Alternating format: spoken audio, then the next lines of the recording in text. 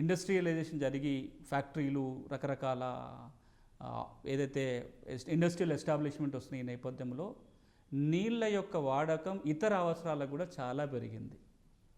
పట్టణాలలో తాగునీరు ఇదొక పెద్ద అవసరం. ఈ రోజున హైదరాబాద్ తీసుకుంటే రాష్ట్రంలో ప్రవహించే అన్ని నదుల నుంచి మనం నీళ్ళు తెచ్చుకుంటున్నాం, అయినా సరిపోవట్లేదు.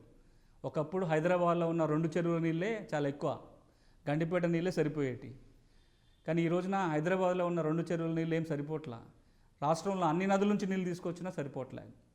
ఈ నేపథ్యంలో ఒకప్పుడు సాగు కోసం వాడే నీరు ఏదైతే ఉందో ఈ రోజున పట్టణాలలో తాగునీరు కోసం వాడుతున్నాం, ఇండస్ట్రియల్ పర్పస్ కోసం వాడుతున్నాం. ఈ రోజున చాలా రకాల ఇండస్ట్రీస్లో నీళ్ళ వాడకం చాలా ఎక్కువ ఉంటుంది.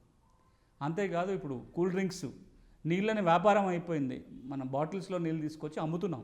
బిస్లరీ వాటర్ బాటిల్, ఇంకొక రకరకాల వాటర్ బాటిల్స్ నీళ్లు కూడా మనం వినియోగిస్తున్నప్పుడు దాన్ని కొంటున్నాం, అమ్ముతున్నాం జరుగుతుంది. అట్లాంటప్పుడు నీళ్ళ మీద విపరీతమైన డిమాండ్ పెరిగింది, రకరకాల ఇంట్రెస్ట్లు కూడా పెరిగాయి.